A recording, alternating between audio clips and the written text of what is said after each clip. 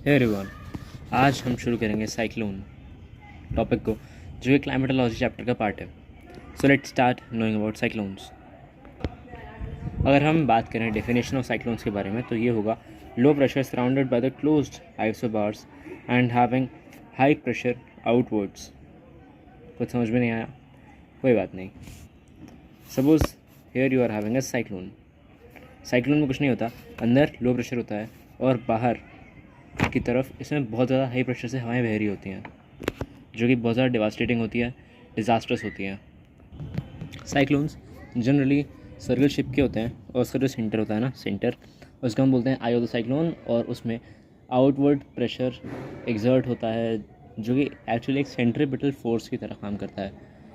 Centrifugal force is the force which act toward the center, and centripetal force is the opposite of centrifugal force. It means it is a force which acts outwards with respect to the center. अभी इसके अंदर होता है close air circulation बाहर से centre के low pressure की तरफ, और साइक्लोन को हम मेट्रोलॉजिकली डिज़ास्टर्स ही बोलते हैं, और cyclone is a type of disaster meteorologically. अब बात करते हैं साइक्लोन ऑन लोकेशन बेसिस। तो देखो, अलग अलग लोकेशन में अलग अलग टाइप के साइक्लोन होते हैं, जो सबको पता है। पहला है ट्रॉपिकल साइक्लोन, दूसरा है टेम्परेट साइक्लोन। ट्रॉपिकल साइक्लोन का मतलब यही है कि ट्रॉपिकल रीजन में आएगा। टेम्परेट साइक्लोन का मतलब ट्रॉपिकल रीजन के ऊपर, पोलर रीजन के नीचे, टेम्परेट जोन में आएगा।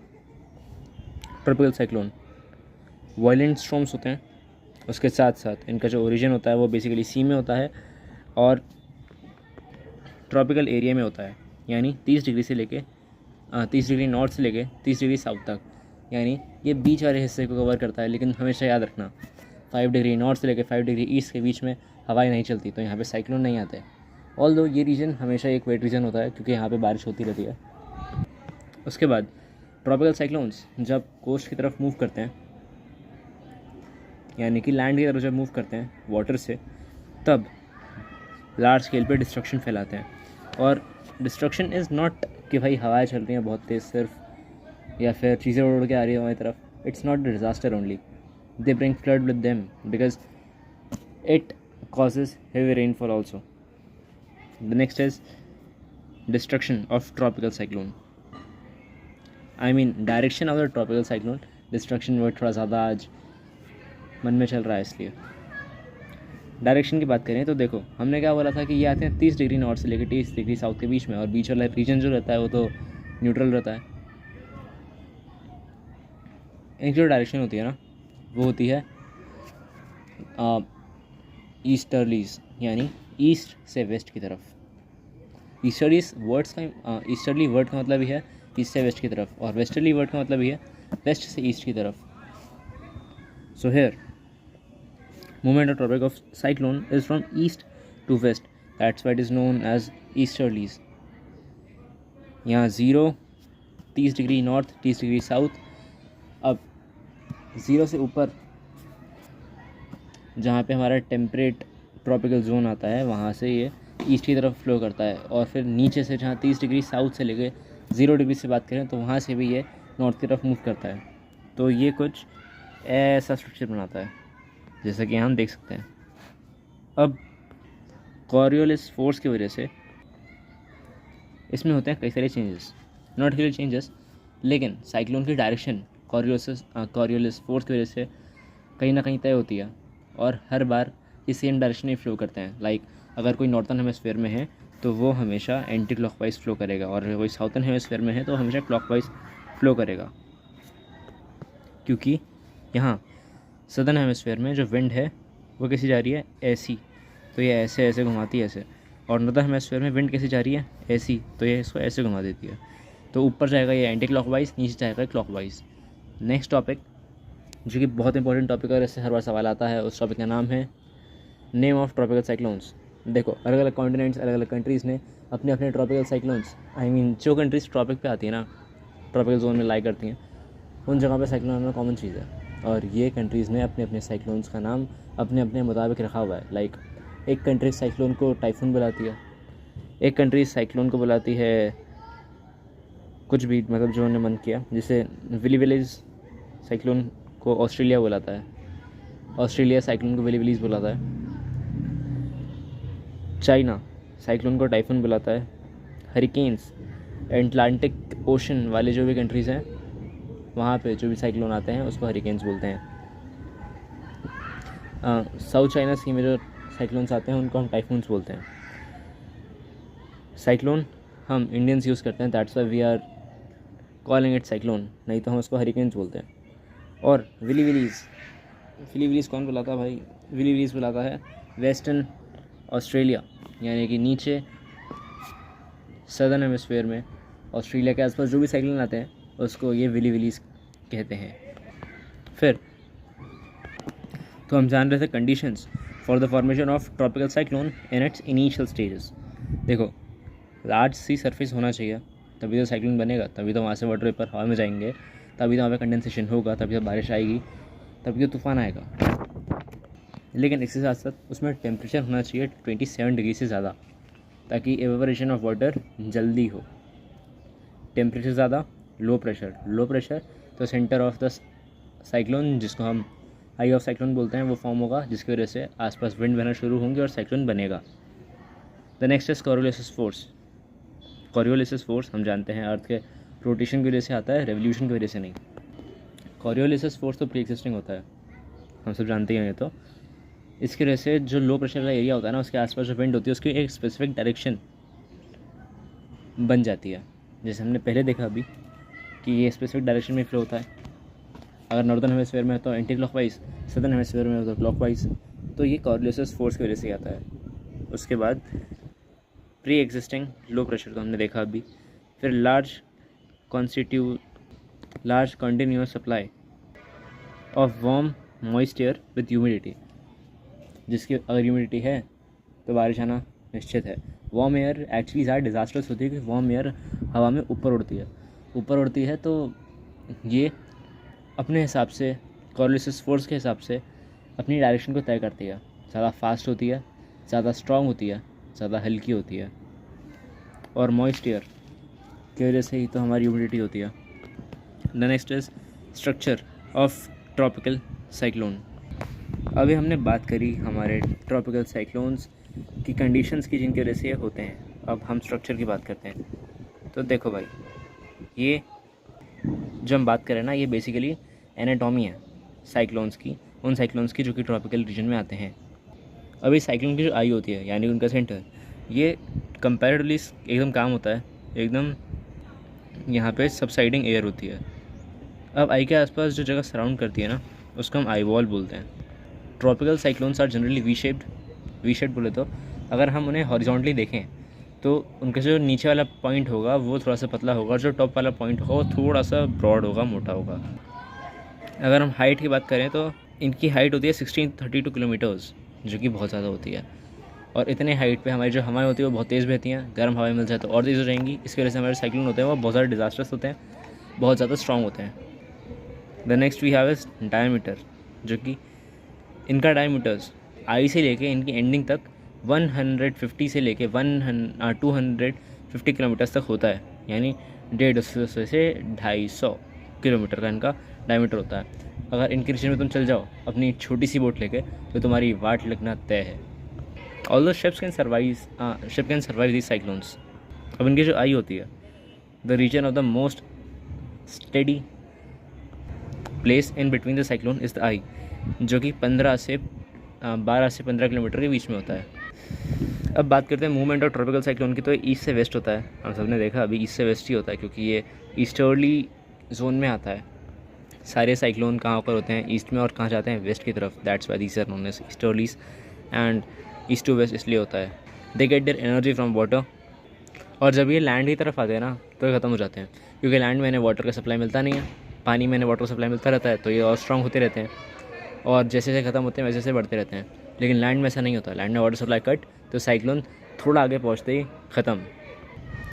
This is what happen in India every year. Cyclone occurs, it came to the land, और कुछ टाइम में शांत। अब हम सब के दिमाग में क्वेश्चन तो आता होगा that why tropical cyclone occur at equator. तो कोरियोलिसिस फोर्स की वजह से हमारे इक्वेटर पे ये साइक्लोन आते हैं। ऑल्दो इक्वेटर पे ये साइक्लोन नहीं आते, क्योंकि इक्वेटर तो भाई न्यूट्रल जोन होता है, 5 डिग्री नॉर्थ से लेके 5 डिग्री साउथ तक। बार बार याद करा रहा हूँ, याद रखना ये चीज़। नेक्स्ट इज, इसका एक और reason, low pressure get filled instead of getting intensified.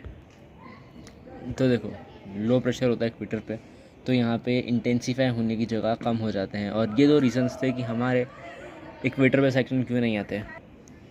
अब देखो, name of tropical cyclone in Indian oceans, तो भाई ये हम सब डिसाइड नहीं करते, ना तुम डिसाइड कर सकते हो, मैं डिसाइड कर सकता हूँ, ये डिसाइड करती है कंट्री।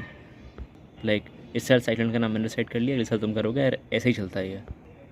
अब हर एक कंट्री का तेरह नाम है, वो अपने हिसाब से नाम रखते रहते हैं। लाइक बांग्लादेश का 13 नाम है, इंडिया का 13 नाम है, ईरान का 13 नाम है, मालदीव का 13 नाम है, म्यांमार के पास 13 नाम है, ओमान का 13 नाम है, पाकिस्तान का 13 नाम है, फिर कतर का 13 नाम है, सऊदी अरेबिया का 13 नाम है, श्रीलंका का 13 नाम है, श्रीलंका के पास 13 नाम है, थाईलैंड के पास 13 नाम है, और UAE के पास 13 नाम है। और ये अपने हिसाब से साइक्लोन का नाम इस साल ये रख दिया, इस साल ये रखें, अगले साल ये रखा था तो इस बार ये रख देते हैं। बस ये डिसाइड होता है, साइक्लोन का नाम ये रखते हैं। हाँ, लेकिन कंट्रीज़ अलग अलग जो हैं वो अपने हिसाब से कंट्रीज़ साइक्लोन को नाम देती रहती हैं, और वही एक साइक्लोन पूरे वर्ल्ड में फॉलो होता है। अगर हम बात करें इम्पैक्ट ऑफ साइक्लोन की, तो इम्पैक्ट ऑफ साइक्लोन से तो हम सब अवगत हैं, परिचित हैं। अब ऐसा अगर कोई है जो इससे वंचित रह गया हो तो I am so sorry for him, लेकिन फिर भी मेरा कर्तव्य बनता है कि मैं आपको बता दूँ। ऑल दो शुद्ध हिंदी बहुत ख़त्म हो गई, मेरे पास इतने ही लिमिटेड वर्ड्स थे। अब हम करते हैं काम की बात।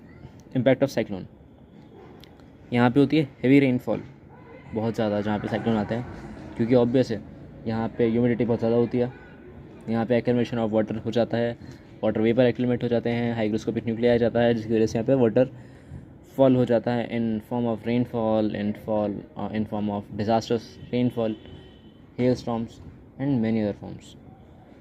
फिर हमारी प्यारी मैनग्रोव जो कि हमारे सुंदरबन डेल्टा के पास में लगी हुई है, वो उखड़ जाती है। और सिर्फ सुंदरबन डेल्टा के आसपास नहीं है, पहले तो मैं बताऊँगा मैनग्रोव होता क्या है। मैनग्रोव बोले तो वो जनजाति पेड़ पौधों की जो कि ओशन में उगती है, पानी के नीचे उगती हैं। उसके साथ साथ इसके हार्मफुल इफ़ेक्ट्स की हम जब बात कर रहे थे इम्पैक्ट ऑफ साइक्लोन की, तो इसमें huge damage of coastal areas. तुमने जब भी नोटिस किया होगा कहीं साइक्लोन आता है तो वहाँ पे आसपास जो घर होते हैं, जो जनजाति होती है, जो लोग रहते हैं, जो घर वगैरह बने होते हैं, जो घास फूस उगी होती है, यानी कि तुम्हारे एग्रीकल्चर वगैरह, वो सब बहुत ज़्यादा इफेक्ट हो जाते हैं। बहुत तेज़ बारिश होगी तो ऑब्वियस है कि हमारे एग्रीकल्चर इफेक्ट हो गई। बहुत तेज़ हवाएं चलेंगी तो हमारे घर के टीन शेड वगैरह होते हैं उड़ जाते हैं।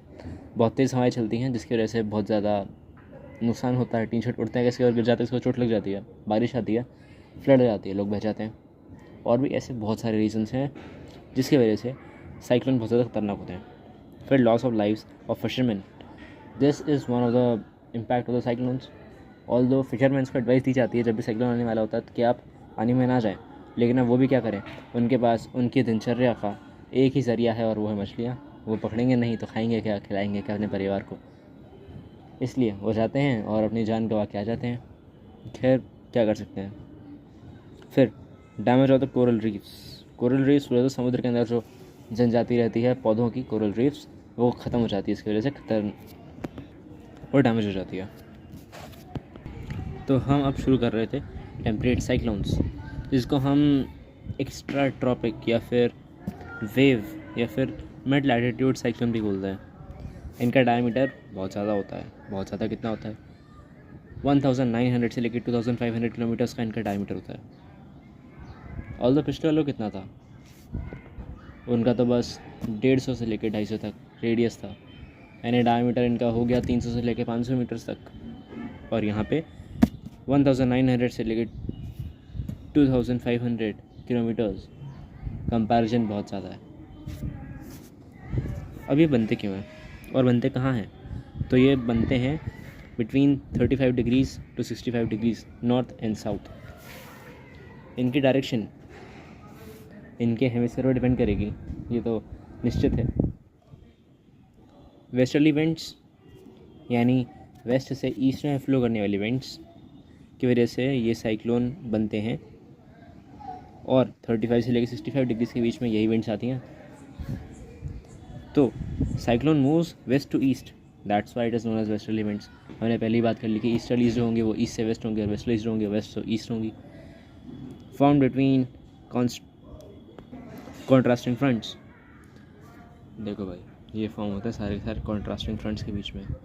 अभी हमारा जो नॉर्दर्न हेमिस्फीयर है वहाँ तो लैंड बहुत ज़्यादा है, तो लैंड बहुत ज़्यादा है तो इम्पैक्ट बहुत ज़्यादा डाल नहीं पाता और बहुत ज़्यादा की स्पीड होती नहीं है। लेकिन जहाँ पे लैंड नहीं है, that is in the southern hemisphere. Southern hemisphere में इस लैटिट्यूड के बीच में सिर्फ एक ही चीज़ लाई करती है और वो है ऑस्ट्रेलिया एंड साउथ अमेरिका।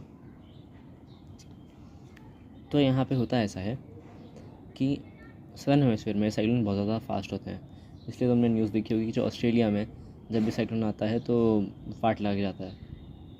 लेकिन वहीं पे ऊपर वाली एरियाज़ में जैसे रशिया, जैसे यूरोप, जैसे नॉर्थ अमेरिका, यहाँ पे इसका इम्पैक्ट कम होता है और हमारा इंडिया इस पार्ट में आता ही नहीं है, तो हमें से कोई दिक्कत ही नहीं है। खैर, तुम बताओ इंडिया इस पार्ट में आता है कि नहीं आता है, क्योंकि मुझे तो पता है कि आता है और तुम मुझे प्रूफ करोगे मैं रॉन्ग हूँ या फिर राइट हूँ, और ये तुम करोगे कमेंट में। अब हम बात करेंगे एयर के मास की। एयर मास, देखो, लार्ज बॉडी ऑफ एयर की जब हम बात करें और यहाँ पे जब टेम्परेचर और ह्यूमिडिटी वेरी करें, यानी हम बात करेंगे एयर का मास तब जब हम एक लार्ज एरिया की बात कर रहे हैं और वहाँ पे टेम्परेचर और ह्यूमिडिटी हाई या फिर लो हो, मोर या फिर लेस हो या फिर यूनिफॉर्म हो, तो ये होता है air mass. Next topic we have is fronts. What is fronts? It's not the front which your country have, like in our country India we have front, that is the borders of India and Pakistan. क्या बोलते हैं उसको? Radcliffe line. We have borders of India and China. क्या बोलते हैं उसको? उसको हम बोलते हैं, तुम बताओ क्या बोलते हैं, कौन सी लाइन है वो? ऑल उसको हम बोलते हैं मैकमोहन लाइन। वैसे ही एक लाइन है, ये एक्स्ट्रा नॉलेज दे रहा हूँ तुम्हें अगर याद रहे तो बहुत अच्छी बात है, ना रहे तो कोई बात नहीं, भूल जाना। एक लाइन है, कनाडा और अमेरिका को यूनिफॉर्मली डिवाइड करती है एक लाइन, और ये एकदम पैरेलल लाइन है। अगर तुम मैप में कभी ध्यान दो ना तो एकदम सीधी की सीधी लाइन है। अलास्का और कनाडा की लाइन अलग है, लेकिन अमेरिका दैट इज़ यूएसए और कनाडा की लाइन अलग है। इसको हम बोलते हैं 49th पैरेलल लाइन। वैसे एक लाइन है साउथ कोरिया और नॉर्थ कोरिया को अलग करने वाली, इसको हम बोलते हैं 38th पैरेलल लाइन। इसके साथ साथ एक और है 24th parallel line. 24th parallel line अलग करती है दो कंट्रीज़ को, लेकिन कौन सी दो कंट्रीज़ को ये तुम बताओ। चलो मैं बताता हूँ। ये करती है, ऑल्दो इस लाइन को हम मानते नहीं 24th को, लेकिन 24th लाइन जो है ना वो पाकिस्तान ने अपने हिसाब से बनाई है, और पाकिस्तान बोलता है कि ये हमारी बाउंड्री है जहाँ तक हमारा रीजन है, और ये इंडिया की बाउंड्री है जहाँ तक इंडिया का रीजन है। क्योंकि ये 24th लाइन एक पैरेलल लाइन है। उसके साथ साथ पाकिस्तान ने यहाँ पे कभी किसी ज़माने में पाकिस्तान का एरिया अगर होता होगा यहाँ तक, तो पाकिस्तान ने यह लाइन वो डिसाइड करी थी। अब पाकिस्तान का यहाँ तक एरिया है नहीं, तो बस ये पाकिस्तान बोलता रहता कि एरिया हमारा है, यहाँ पे 24th पैरेलल लाइन है, लेकिन ऐसा कुछ है नहीं रियलिटी में। तो हम बात करते हैं फ्रेंड्स की। अब फ्रेंड्स पे इतनी नॉलेज दे दी है, तो असली फ्रेंड्स के बारे में बात करते हैं, जिसके हम क्लाइमेटोलॉजी में बात करते हैं। फ्रेंड्स बोले तो दो एयर मासेस जो कॉन्ट्रास्टिंग होते हैं, वो एक जगह पे अगर कोलाइड हो जाएं तो यहाँ पे फ्रंट बन जाता है। यानी कि तुम एक जगह खड़े हो, तुम्हारे आगे से हवा आ रही है क्लॉकवाइज, यानी राइट टू लेफ़्ट, और तुम्हारे पीछे से हवा आ रही है लेफ़्ट टू राइट। तो यहाँ पे तुम्हारे आगे और तुम्हारे पीछे हवा का डायरेक्शन अलग अलग है, तो ये तुम एक फ्रंट पे खड़े हो। अब फ्रंट के फॉर्मेशन को हम बोलते हैं फ्रंटोजेनेसिस। ये एक प्रोसेस का नाम है जहाँ पे फ्रंट्स बन जाते हैं। अभी देखो, टेम्परेट साइक्लोन की बात करें तो यहाँ पे देखो, टेम्परेट साइक्लोन में कोल्ड और वार्म करंट्स दोनों मिलते हैं, जिसकी वजह से यहाँ पे भी फ्रंट बनता है। अभी इसके जो टाइप्स होते हैं वो होते हैं बहुत सारे, लेकिन हमें पढ़ने हैं 4 टाइप्स। एक है स्टेशनरी, दूसरा है कोल्ड, तीसरा है वार्म, फोर्था है ऑक्लूडेड, OCCLUDED, ऑक्लूडेड। तो हम पहले बात करेंगे स्टेशनरी वाली। स्टेशनरी मतलब वो एक जगह जो कि स्टेबल रहती है, जहाँ पे वार्म करंट और कोल्ड करंट आके मिलता है। तो स्टेशनरी फ्रंट वहाँ बनता है जहाँ पे वार्म करंट और कोल्ड करंट दोनों आके मिल रहे हो, लेकिन ये जो फ्रंट है ये कभी मूव नहीं करता। The next we have is cold या फिर कोल्ड फ्रंट। यहाँ पे when cold is active, for example जहाँ पे कोल्ड करंट मूव कर रहा हो आगे की तरफ, जहाँ कोल्ड करंट बढ़ रहा हो वो हो जाएगा वार्म करंट, मतलब हो जाएगा कोल्ड करंट। जैसे यहाँ पे कोल्ड करंट है, वार्म करंट ऊपर ऊपर से बह के निकल गया, लेकिन कोल्ड करंट कॉन्टीन्यूसली आगे बढ़ रहा है और कोल्ड करंट जगह कैप्चर कर रहा है ज़्यादा, तो ये हो जाएगा कोल्ड करंट। और ये ऊपर वार्म करंट स्टेबल तो है नहीं, तो ये कोई स्टेबल फ्रंट नहीं है, ये है cold front. Third is a warm front. तुमने कई बार नोटिस किया होगा कि अगर तुम छत पे खड़े होते हो, छत की तुम्हारे घर की, तो वहाँ पे ठंड होती है, लेकिन नीचे जाओगे तो गर्मी लगती है। तो इसका रीज़न ये है कि जो नीचे होता है ना, नीचे ज़मीन पे, वहाँ पे बह रहा होता है वार्म करंट, यानी वार्म करंट नीचे जाते जाते धीरे धीरे आगे जगह कवर करता है, लेकिन कोल्ड करंट स्टेशनरी नहीं है, वो ऊपर से आता है और बह के चला जाता है चुपचाप। The third is occluded. Occluded front में कुछ नहीं होता। देखो, या तो कोल्ड फ्रंट मतलब कोल्ड विंड या फिर कोल्ड करंट नीचे बह रहा होगा और ऊपर ऊपर वार्म करंट, या फिर वार्म करंट नीचे बह रहा होगा, ऊपर cold current. Although generally warm current ऊपर ही बहता है और कोल्ड करंट नीचे, क्योंकि कोल्ड करंट ठंडा नहीं होता, ठंडा होता है और इसकी वजह से वो भारी होता है। वार्म करंट ठंडा नहीं होता, गर्म होता है, इसकी वजह से उसकी डेंसिटी कम होती है, इसलिए वो हल्का होता है, इसलिए ऊपर से बहता है। The next topic we have is the same. हम एक इम्पॉर्टेंट चीज़ जानने वाले हैं, जिस पर तुम ध्यान दो अपने आँख नाक कान खोल के। Polar front theory. Polar front theory जो है वो किसने प्रपाउंड करी थी? वो की थी वी बेजर्कीज़। और ये थ्योरी थी हमारे टेम्परेट साइक्लोन के ओरिजिन के बारे में, कि हमारे टेम्परेट साइक्लोन कैसे ओरिजिनेट होते हैं। तो वी बेजर्क्स ने इसको प्रपाउंड किया था और उनने इसमें हमें पर्टिकुलर 6 स्टेजेस बताए कि ऐसे ऐसे हमारा साइक्लोन फॉर्म होता है। The stage number 1 is two contrasting air masses moving parallel to each other. 2 air masses एक दूसरे के पैरेलल मूव कर रहे होंगे अलग अलग डायरेक्शन में। तो सपोज़ कि है ना, तुम्हारा एक दोस्त है, तुम्हें आगे से पकड़ रखा है, तुम्हारा दोस्त पीछे पकड़ रखा है। अब तुम्हारा एक दोस्त तुम्हें एक डायरेक्शन में घुमा रहा है और तुम्हारा दूसरा दोस्त तुम्हें दूसरे डायरेक्शन में घुमा रहा है। ये क्या हो गया? तो है ना, तुम्हारा एक रोटेशनल मोशन बन जाएगा।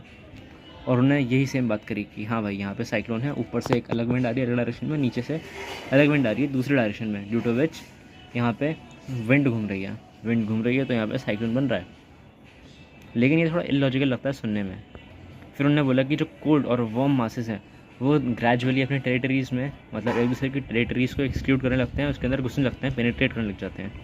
हमने बोला ठीक है सर, मान लिया हमने। किसने बोला था वैसे? ये वी बेजर्क्स ने।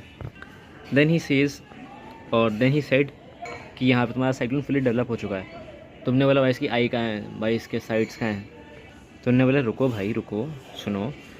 वार्म जो है ना, वार्म करंट वो लाइटर होता है, तो move over the cold front. तुमने बोला ठीक है, लेकिन हमारे क्वेश्चन का आंसर थोड़ी है। उनने 5वां पॉइंट रखा। तो उनने बोला अभी देखो, जो ऑक्लूजन है साइक्लोन का वो अब एडवांस हो चुका है, क्योंकि कोल्ड फ्रंट जो है उसने ओवरटेक कर लिया है वार्म फ्रंट्स को। तो उन्होंने बोला अब कुछ बात बन रही है, क्योंकि अब भारी हवा नीचे आ चुकी है, जिसकी वजह से तबाही ज़्यादा होगी। अब भारी हवा आउटवर्ड फ्लो कर रही है, तो भाई अंदर कहीं ना कहीं लो प्रेशर जोन हो जाएगा। लो प्रेशर जोन हो जाएगा तो इसका मतलब तो यही है कि वहाँ पे आई है साइक्लोन की। तो तुमने लगा कि हाँ सही बोल रहे हैं अंकल। तो उन्होंने बोला अब धीरे धीरे वार्म करंट डिसअपेयर हो जाएगा। तुमने बोला ठीक है ठीक है ठीक है। और उन्होंने बोला ये इसकी एंड स्टेज थी, जब वार्म करंट एंड होगा तो साइक्लोन मर जाएगा। तुमने बोला है, लेकिन फिर भी इनकी बात में दम तो था। ऑल्दो हम इसी थ्योरी को मानते हैं और यही सच्चाई भी है कि जैसे ही वार्म करंट एंड होता है वैसे ही हमारा साइक्लोन मर जाता है। अब weather associated with temperate cyclone, light drizzle, heavy downpour. मतलब देखो, अगर हमारा साइक्लोन है टेम्परेट वाला तो यहाँ पे बहुत ज़्यादा तेज़ बारिश हो सकती है, या फिर एकदम बहुत मध्यम मध्यम हल्की प्यारी बारिश भी हो सकती है। और देखो इसका जो एरिया था, डायमीटर था, वो था 1900 मीटर से लेकर 2500 मीटर्स तक। मतलब इसका एरिया बहुत ज़्यादा। तो यहाँ पे जो रेनफॉल अगर होती है बहुत ज़्यादा बड़े एरिया में होती है। अभी ट्रॉपिकल साइक्लोन और टेम्परेट साइक्लोन में अगर हम अंतर देखें फाइनली, तो वो कुछ इस प्रकार होगा कि यहाँ पे ट्रॉपिकल में होती है ट्रेड विंड्स बोले तो easterly winds are east to west. Temperate cyclone में होती है वेस्टर्ली विंड्स, मतलब वेस्ट टू ईस्ट विंड्स, या फिर जेट स्ट्रीम ही होती हैं वेस्टर्ली विंड्स। तो वेस्टर्ली विंड्स का नाम होता है जेट स्ट्रीम। अब ट्रॉपिकल साइक्लोन जो होते हैं वो ओशन के ऊपर अगर होते हैं मेनली और मेजरली भी। टेम्परेट साइक्लोन अगर both on oceans and lands, क्योंकि टेम्परेट साइक्लोन को तो बस भाई ठंडी और गर्म हवा चाहिए, पैरेलल मूव करनी चाहिए आसपास, जिसकी वजह से यहाँ प्रेशर जोन का बन जाएगा, बीच में लो प्रेशर जोन बन जाएगा और साइक्लोन अकर हो जाएगा। अभी ट्रॉपिकल साइक्लोन को क्या चाहिए भाई, इसको चाहिए टेम्परेचर 27 डिग्री सेल्सियस से ज़्यादा का। लेकिन वहीं टेम्परेट साइक्लोन को क्या चाहिए, contrasting temperature 15 kilometre per hour की हवा की स्पीड, और ये मिनिमम रिक्वायरमेंट है इसकी। इससे ज़्यादा हुई तो कोई दिक्कत नहीं है, लेकिन इससे कम हुई, अगर इससे कम हुई तो ये साइक्लोन नहीं बनेगा। तो तुमने बोला कि भाई ट्रॉपिकल साइक्लोन की स्पीड कितनी होती है, तो ये होती है 300 किलोमीटर पर आवर, क्योंकि ये जो है ये फॉर्म होता है basically the region of no lands, यानी कि जहाँ पे समुद्र है वहाँ पे लैंड कहाँ से आएगा। तो जब ये यहाँ पे फॉर्म होता है तो यहाँ पे इसकी जो स्पीड होती है वो 300 किलोमीटर पर आवर तक पहुँच जाती है, जो कि बहुत ज़्यादा तेज़ है, बहुत ज़्यादा डिवास्टेटिंग है, बहुत ज़्यादा खतरनाक है। लेकिन टेम्परेट साइक्लोन तो मात्र 15 किलोमीटर स्पीड की से घूमता है, तो ये खतरनाक बहुत कम है। और तो बारिश होती है इसमें, हेवी रेनफॉल भी होती है इसमें, लेकिन डिवास्टेटिंग विंड्स तो नहीं होती है। अब हमने लास्ट में क्या देखा था कि ट्रॉपिकल साइक्लोन जो होता है वो छोटा होता है, 150 किलोमीटर या फिर 250 किलोमीटर का एरिया कवर करता है, not area but the radius. और टेम्परेट साइक्लोन 1900 से लेकर 2500 किलोमीटर कवर करता है डायमीटर्स में। इसमें किसमें, ट्रॉपिकल में जो रेन होती है वो होती है eastern side of the continent, है ना, और जो टेम्परेट साइक्लोन होता है उसमें होती है western side of the continents में, क्योंकि दोनों की साइड्स अपोजिट है। जो टेम्परेट जोन है उसमें हमारे साइक्लोन कहाँ से कहाँ मूव करते हैं, वो होते हैं वेस्टर्लीज, इसलिए वेस्ट टू ईस्ट जाते हैं, और जो हमारे ईस्टर्लीज होते हैं वो ईस्ट टू वेस्ट जाते हैं। Next point we have is, ये डिस्टर्बेंस थोड़ा सा ध्यान मत देना, क्योंकि अभी सुपर स्टडी मोड ऑन नहीं कर सकते हैं, लाइट थोड़ी सी कम है। तो हम अगर टेम्परेट जोन की बात, टेम्परेट साइक्लोन की बात करें, तो यहाँ पे जो टेम्परेचर और टेम्परेट का जो एरिया होता है, यहाँ वेस्ट से ईस्ट की तरफ सारे के सारे टेम्परेट साइक्लोन्स मूव करते हैं, और ट्रॉपिकल साइक्लोन्स ईस्ट और वेस्ट की तरफ मूव करते हैं। ट्रॉपिकल साइक्लोन्स में कोई फ्रंट नहीं होता, लेकिन टेम्परेट साइक्लोन्स में फ्रंट होता है, क्योंकि यहाँ पे दो पैरेलल विंड फ्लो कर रही होती हैं डिफरेंट टेम्परेचर की और डिफरेंट डायरेक्शंस में। अब tropical cyclones are only for 7 days, they are weekly cyclones, and temperate cyclones they are monthly cyclones। उसके बाद टेम्परेट साइक्लोन्स जो होते हैं वो होते हैं वी शेप, ट्रॉपिकल साइक्लोन्स होते हैं इलिप्टिकल शेप। कौन सा शेप, इलिप्टिकल। अब जैसे हमारे पास साइक्लोन होते हैं वैसे हमारे पास होता है एंटी साइक्लोन। एंटी साइक्लोन क्या होता है भाई, anti cyclone are opposite of cyclone, मतलब इसके अंदर जो एरिया होगा ना, अंदर वाला, द अंदर वाला area is known as the pressure, high pressure region, और बाहर वाला area is the low pressure region. मतलब अंदर से बाहर की तरफ इसमें विंड मूव करेगी, नॉर्दर्न हेमिस्फीयर में, सदर्न हेमिस्फीयर में अलग अलग होते हैं। जैसे हमारे नॉर्मल साइक्लोन्स होते थे वैसे ही एंटी साइक्लोन भी वैसे ही होते हैं। इनमें हाई प्रेशर सेंटर में होता है, उसके साथ ये क्लॉकवाइज घूमते हैं हमारे नॉर्दर्न हेमिस्फीयर में, लेकिन एंटी साइक्लोन्स घूमते हैं हमारे anti clockwise in the northern hemisphere, और एंटी क्लॉकवाइज घूमते हैं ये सदर्न हेमिस्फीयर में। लेकिन हमारे जो साइक्लोन्स होते हैं वो क्लॉकवाइज घूमते हैं सदर्न हेमिस्फीयर में। उसके बाद टॉर्नेडोज़ आर बवंडर, हिंदी में टॉर्नेडो से तुमने पिक्चर भी देखी होगी बहुत सारी। टॉर्नेडो से रिलेटेड मेरी फेवरेट पिक्चर तो शार्कनेडो है। ऑल दो वो एक हमारे टगले भाई साहब हैं जुजुत्सु चैम्पियन, उनकी मूवी है, उनका नाम मुझे याद नहीं अभी, शानदार पिक्चर है। जब मैं छोटा तो मैंने बहुत देखी, उसके कुछ 4-5 पार्ट्स बने उसके, और सारे शानदार देखने लायक हैं। और आज के हिसाब से उसकी VFX एनिमेशंस थोड़े से कम दिखेंगे, लेकिन उस टाइम के हिसाब से उसके एनिमेशंस और VFX बहुत शानदार है। कॉन्सेप्ट एकदम गधा है। कॉन्सेप्ट में मत जाना, थ्रिल पे जाना, रोमांच पे जाना, और देखना ज़रूर, मज़ा आ जाएगा। Tornadoes generated due to local weather conditions. Tornadoes बवंडर यानी कि तुम देख लेना, तुम्हारे आसपास तो नहीं बनेंगे, इंडिया में तो काफ़ी बनते हैं, लेकिन और कंट्री से बनते हैं। लोकल स्टॉर्म्स होते हैं ये, इसमें हाँ हमारे का अलास्का में बनते हैं बेसिकली। यहाँ अलास्का में बहुत ज़्यादा टॉर्नेडोज़ के, टॉर्नेडोज़ अलास्का में तो बहुत ज़्यादा होते हैं। ये होते हैं गोल घूमने वाली चक्री की तरह। इसमें बहुत ज़्यादा विंड फोर्स होती है, ये बहुत ज़्यादा शॉर्ट टाइम के लिए होते हैं, कुछ घंटों के लिए या फिर एक आध दिन के लिए।